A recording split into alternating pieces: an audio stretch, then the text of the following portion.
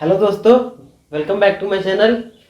तो हम लोग आज कंजर्वेटिव फोर्स को देखेंगे क्योंकि हम लोग इलेक्ट्रोस्टैटिक फोर्स पढ़ रहे हैं जो कि एक कंजर्वेटिव फोर्स है। तो इसका प्रॉपर्टी देख लिया जाए।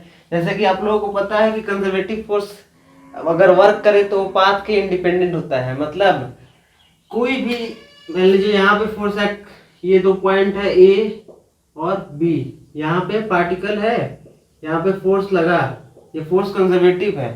तो ये जो फोर्स वर्क करेगा वो इन दोनों के पाथ के इंडिपेंडेंट होगा। इस पाथ पे भी सेम होगा, इस पाथ पे भी सेम होगा, इस पाथ पे भी सेम होगा। मतलब वो चेंज नहीं करेगा। और कंजर्वेटिव फोर्स अगर साइक्लिक में एक्ट करेगा तो वर्क डन नेट जीरो हो जाएगा। ठीक है, पाथ के ये इंडिपेंडेंट होता है। ठीक है, तो ये बात हो गई। और देखिए, अब बस मान लीजिए कोई आदमी के पास इतना ही इंफॉर्मेशन है कि कंजर्वेटिव फोर्स पाथ के इंडिपेंडेंट होता है, उसका वर्क डन पाथ के इंडिपेंडेंट होता है। और मान लीजिए वो आदमी के पास दुनिया का तमाम टाइम है, पूरा खलियार बैठा हुआ है वो, और इतना ही इंफॉर्मेशन है, और फोर्स का इक्वेशन दे दीजिए और उससे बोलिए कि आप पता करो कि ये फोर्स कंजर्वेटिव है कि नहीं। तो उसे पता ही नहीं चलेगा, वो मर जाएगा, पूरा जिंदगी लगा देगा, तब पर भी नहीं पता चलेगा इस वाले कंसेप्ट से कि फोर्स कंजर्वेटिव है कि नहीं, क्योंकि इनफाइनाइट नंबर ऑफ पॉसिबल पास होते हैं। तो इसके लिए देखिए, अगर कंजर्वेटिव फोर्स है कि नहीं वो चेक करना है, तो इसके लिए मैं आपको 3 डिफरेंट मेथड बता रहा हूँ। वो मेथड्स आपके लेवल तक काम आ जाएगा। ठीक है, अब देखिए क्या क्या होता है। पहला नंबर, चेक करना है कंजर्वेटिव है कि नहीं। तो हम लोगों का जो फोर्स अगर कांस्टेंट हो तो हम लोगों का जो ये कांस्टेंट फोर्स अगर पार्टिकल पे एक्ट करेगा तो वो जो फोर्स होगा वो कंजर्वेटिव होगा। ठीक है, अब देखिए कांस्टेंट फोर्स मतलब ये नहीं वो हरदम कांस्टेंट रहना चाहिए, टाइम के इंडिपेंडेंट रहना चाहिए।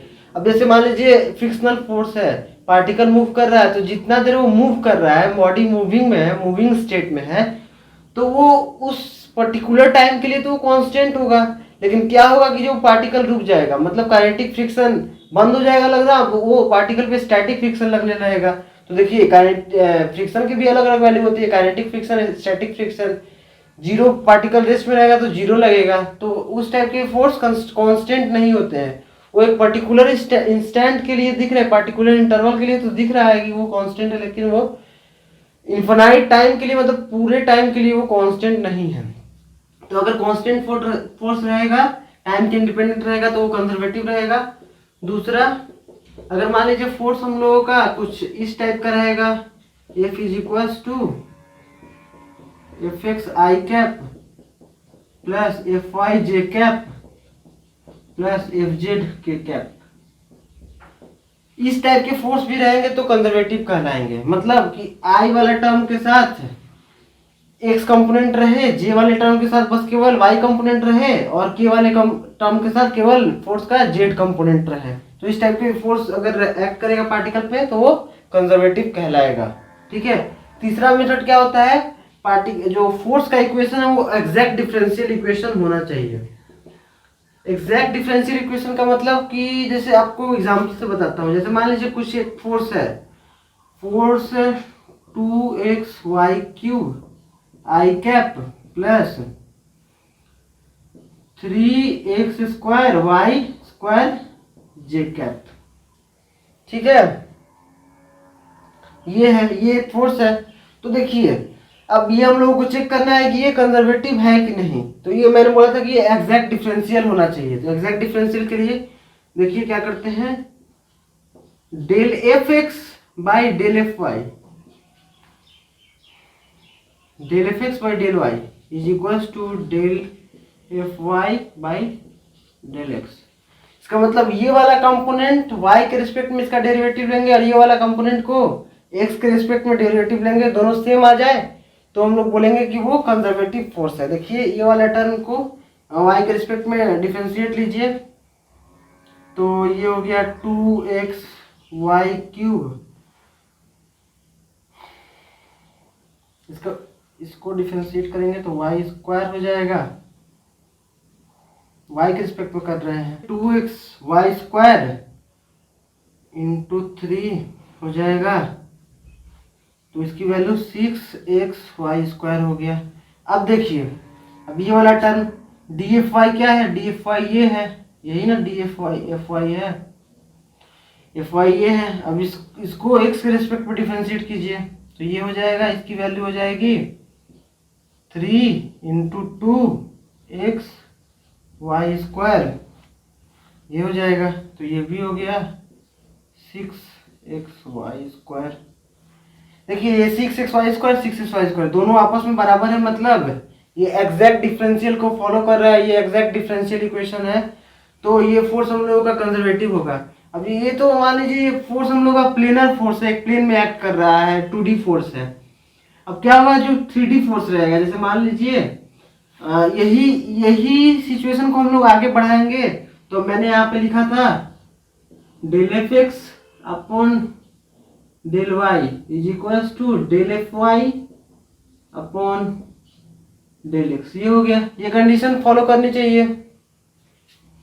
अगर ∂fz upon ∂x is equals to ∂fx upon ∂z, ये कंडीशन फॉलो करनी चाहिए।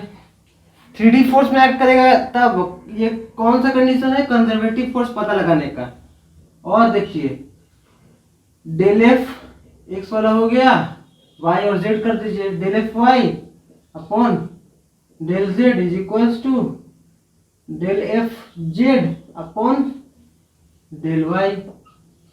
तो ये कंडीशन अगर सेटिस्फाई होगा, फोर्स 3D में एक्ट कर रहा है हम लोगों का, और ये कंडीशन अगर सेटिस्फाई होगा फोर्स के इक्वेशन पे, तो फोर्स हम लोगों का वो कंजर्वेटिव फोर्स रहेगा ही रहेगा। अब ये बात नहीं होगी, मैंने आपको 3 डिफरेंट मेथड बताया कि कांस्टेंट फोर्स रहेगा तो वो कंजर्वेटिव होगा, इस टाइप का फोर्स रहेगा तो ये कंजर्वेटिव होगा, और ये अगर कंडीशन सेटिस्फाई करने लगेगा तो ये कंजर्वेटिव होगा। बेसिकली ये सब आते हैं कर्ल से। कर्ल अभी आप लोगों को पढ़ना नहीं है। कर्ल ऑफ ए फोर्स हम लोग निकालते हैं, कोई फोर्स का कर्ल निकालते हैं या फील्ड का कर्ल निकालते हैं। अगर 0 आ गया तो फील्ड या फोर्स कंजर्वेटिव होता है। अब देखिए और हम लोग प्रॉपर्टी पे आते हैं कंजर्वेटिव फोर्स के। देखिए कंजर्वेटिव फोर्स का एक और प्रॉपर्टी है, जैसे change in internal energy is equal to minus of work done by conservative force. Conservative force ये भी एक प्रॉपर्टी है। ये इंटरनल एनर्जी वो सिस्टम है, ठीक है। जैसे मान लीजिए इस पे एक सवाल किया जाए, जैसे यहाँ पे पॉइंट ए है, ओरिजिन है ये 0 0, ठीक है। 0 पे U is equal to 10 joule, point b है 1,2, तो यहाँ पे U बराबर हम लोग को बताना है। और फोर्स जो एक्ट कर रहा है पार्टिकल यहाँ से यहाँ को ले जाने में, फोर्स का इक्वेशन है, यही वाला इक्वेशन लिख लिया जाए, F is equal to 2x y³ I cap plus 3x² y² j cap. अब देखिए मैंने यहाँ बताया था कि change in internal energy is equal to minus of work done by conservative force, तो यही इसका यूज किया जाए और निकाल लिया जाए। तो मैंने देखिए एग्जांपल के थ्रू मैं आपको बता रहा हूँ, ये भी एग्जांपल के थ्रू बताया, ये प्रॉपर्टी ही है, ये इसको ख्याल रखिएगा। देखिए यहाँ पे निकालिए, तो वर्क डन क्या होता है, वर्क डन होता है F.dr, F.dr होता है, तो कर दीजिए F.dr करेंगे तो 2x y³ dx plus 3x² y² dy, ये हो गया, ठीक है। ये वर्क डन हो गया। अब देखिए F.dr है, इंटीग्रेट कीजिए, ये भी इंटीग्रेट दोनों तरफ, तभी तो वर्क डन निकलेगा। अब देखिए हम लोगों को वर्क डन निकालना है। अब देखिए ये हम लोगों का मेन जो है इंटीग्रल ये फंसा देगा। अगर सिंपल इक्वेशन रहता तो लोग आसानी से निकाल देते, लेकिन ये इंटीग्रल है, ये थोड़ा देखने में कठिन लग रहा है। तो मैं इसका शॉर्ट ट्रिक बता रहा हूँ जो इस पे भी लागू होगा, कंजर्वेटिव फोर्स है वो चेक करने के लिए लागू हो जाएगा। कि देखिए जो x वाला टर्म है उसको x के रिस्पेक्ट में पार्शियली इंटीग्रेट कीजिए, और जो y वाला टर्म है उसको y के रिस्पेक्ट में पार्शियली इंटीग्रेट कीजिए। देखिए x वाला टर्म है एक्स के रिस्पेक्ट में पार्शियली इंटीग्रेट करेंगे तो क्या हो जाएगा, ये एक्स स्क्वायर वाई क्यूब, ये हो गया। ठीक है, अब वाई वाला टर्म को वाई के रिस्पेक्ट में पार्शियली इंटीग्रेट कीजिए तो एक्स स्क्वायर वाई क्यूब। अगर ये दोनों सेम आ गए तो हम लोगों का फोर्स कंजर्वेटिव है, अगर सेम नहीं आया तो ये फोर्स कंजर्वेटिव नहीं है। और एक राज का बात बताऊं तो ये देखिए, ये जो इंटीग्रल होता है ना, ये बेसिकली यही होता है जो हम लोगों ने अभी पार्शियली इंटीग्रेट किया एक्स और वाई को, वो देखिए इसी के बराबर होता है। इसको आप डिफरेंशिएट कीजिएगा तो यही आ जाएगा। अगर विश्वास ना हो तो करके देख लीजिए। देखिए लिमिट की वैल्यू रखिए, तो यहाँ पे ओरिजिन पे था तो 0 0, तो ये 0 0 0 इंटू 0 0, ओरिजिन से बाहर चला गया यहाँ पे, मतलब 1 का स्क्वायर इंटू 2 का क्यूब 8, तो ये बेसिकली 8 हो गया। वर्क डन 8 जूल हुआ,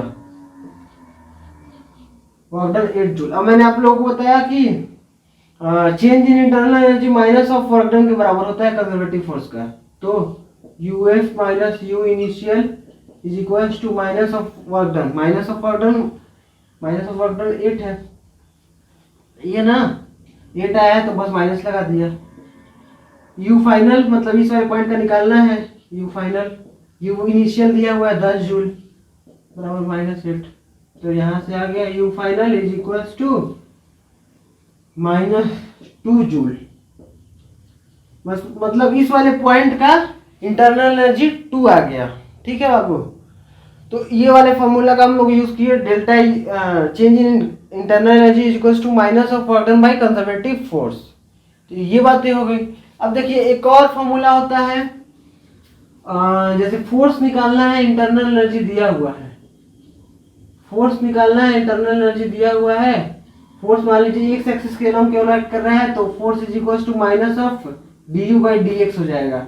अगर फोर्स 3 डायमेंशनल है, फोर्स 3 डायमेंशनल है तो और इंटरनल एनर्जी दिया हुआ है, तो हम लोगों का पार्शियल डेरिवेटिव ले लेंगे, del u by del x i cap minus del u by del y j cap minus del u by del z k cap. तो ये हो जाएगा। अब इस पे भी एक सवाल कर लिया जाए हम लोग। देखिए ये 3 डायमेंशनल फोर्स है, ये यूनिडायरेक्शनल है, एक्स एक्सिस के अलॉन्ग केवल एक्ट कर रहा है, इसलिए ये वाला टर्म हो गया जो पार्शियल डेरिवेटिव है एग्जैक्ट डेरिवेटिव के रूप में बदल जाएगा। ठीक, अब देखिए मान लीजिए कोई फोर्स है, फोर्स का इक्वेशन दे दिया हुआ है, ओह फोर्स का इक्वेशन नहीं दिया हुआ बाबू, यू का इक्वेशन दिया हुआ है।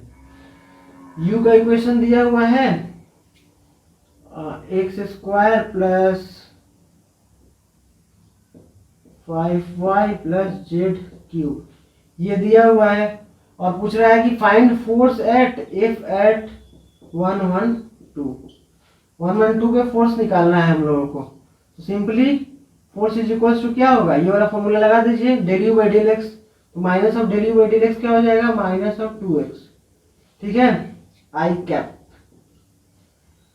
Minus 5 j cap minus 3 z square k cap, ये बातें हो गई। अब वैल्यू रख दीजिए, minus of 2 into 1 i cap minus 5 j cap, y में तो ये फोर्स कांस्टेंट हो गया, माइनस 3 इंटू 4 के कैप माइनस 2 आई cap minus 5 j cap minus 12 के कैप, ये हो गया। तो ये बातें हो गई, ये आंसर हो गया हम लोग का फोर्स का। देखिए आप लोगों ने कैसे इंटरनल एनर्जी दिया हुआ है तो उससे हम लोग फोर्स का इक्वेशन निकाल दिए, फोर्स का वैल्यू निकाल दिए। देखिए डायरेक्शन और मैग्नीट्यूड दोनों आ जा रहा है इंटरनल एनर्जी की मदद से, केवल ये फॉर्मूला का यूज करके। तो आज की क्लास बहुत ही ज़्यादा इंपॉर्टेंट है, क्योंकि electrostatic potential energy conservative force पे डिफाइंड होता है। फोर्स हम लोगों का कंजर्वेटिव है तभी इलेक्ट्रोस्टैटिक पोटेंशियल एनर्जी डिफाइंड होता है। कोई भी फोर्स अगर कंजर्वेटिव रहता है ना तो वो उसका पोटेंशियल एनर्जी डिफाइंड रहता है। ठीक है, कंजर्वेटिव नॉन कंजर्वेटिव फोर्स के लिए पोटेंशियल एनर्जी डिफाइंड नहीं होता है। तो आज के लिए बस इतना ही, मिलते हैं हम लोग नेक्स्ट क्लास में इलेक्ट्रोस्टैटिक पोटेंशियल एनर्जी के साथ। तब तक वीडियो को ज़्यादा से ज़्यादा आप शेयर करें, अच्छी लगी हो तो लाइक करें, तो आज के लिए बस इतना ही। Thanks for watching.